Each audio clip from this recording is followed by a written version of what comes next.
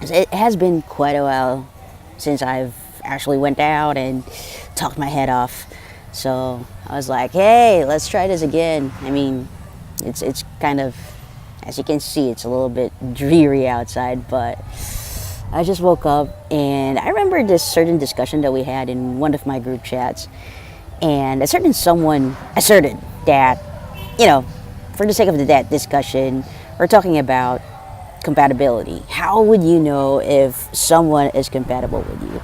Everybody has this set of checklists, right? That you actually look out for. You got, I don't know, you want someone who's caring, you want someone who's nurturing, you want someone who's actually confident, something like that. But she asserts that there are actually 5 things that you need to be looking out for a potential mate. So let's go to her um, assertions. But she actually said that it was from a certain podcast episode of Boys Night Out. So whatever, man. So 5 things that you have to look out for in a potential mate. Now, first off is going to be physical compatibility. So it has something to do with physical attraction. It always boils down to physical attraction. It doesn't really boils down, but it usually starts with physical attraction, right? It kind of makes sense. It's the first thing that you notice in the person is if she's beautiful, if he's handsome, if he has a set of whatever shit.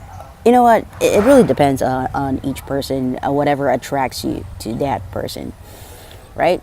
For me, it always is the eyes. I have no idea why.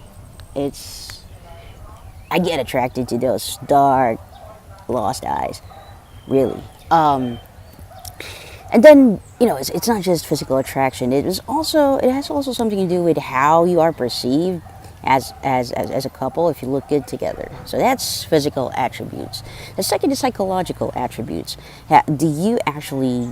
It would be great if you think alike, but personally, I think it's not that you should be thinking alike in most aspects, but rather how to actually agree to disagree in certain things. The jive, the wavelength, the way that you can actually talk to each other, that's definitely going to be one of the top priorities, because sure, you like how he or she looks like, but you're not going to be staring at that person 24 hours a day. You're going to be spending more time talking to them, interacting with them. So might as well invest might as well invest on a person that you can actually find yourself having fun and thoughtful and meaningful discussion, right? That's the psychological aspect. Third is the social aspect. How you're actually perceived as a couple, how you are seen by your peers as a couple. Do you actually look good together? Also, it has something to do with the physical aspect, but it also has something to do with your interaction, how they perceive your chemistry between the two parties. If your peers sees that you look good together, then god damn it, you really have to invest in that person. It's sometimes it needs an outsider's perspective in order for you to actually see things. So there are a lot of people who actually look good together on paper, but when you see them interact, you're gonna go like question, why the hell are they together? So that's the social aspect. How you're perceived by your peers, how are you perceived by your friends, her friends, or your partner's friends, the works. Fourth is the spiritual component. Now, this is going to be a little bit, for me, this is where it gets a little bit dicey. But that's based from my personal experience. Spirituality doesn't necessarily mean that it's religious. There's a lot of things about spirituality that is not housed within the confines of institutionalized religion. There's always, the idea of the divine or of the unknown, and that provokes or that also inspires spirituality. So if you two actually share the same sentiments, or at least a general appreciation of that, don't let go of that person. Because honestly, if you find someone who can appreciate life like that just the way you do, it doesn't really matter if they're physically attractive or not. That's definitely a keeper.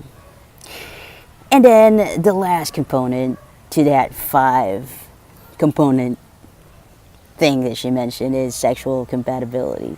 Well, there's no question about this. I,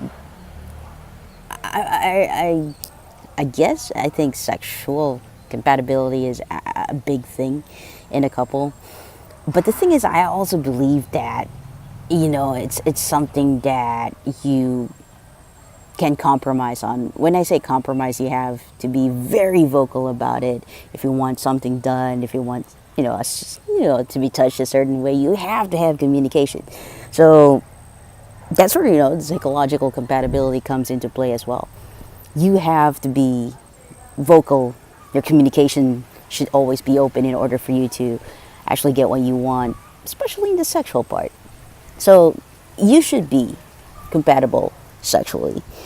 If it doesn't fall under the compatibility law, then maybe it's something that can be compromised. Maybe it's something that you can actually talk about and discuss and explore further in the future. But definitely, it would be more beneficial if you are sexually compatible with your partner already to begin with. So that's my 5 cents, rather 5 cents. That's actually my thoughts on that 5 attributes on compatibility. It's not really a guide. I just found myself thinking about it, and hence this little vlog. So I don't know what you think about it. Maybe you agree or maybe you disagree, but hey, that's how I see it. So thanks for watching. Hope you have a good day.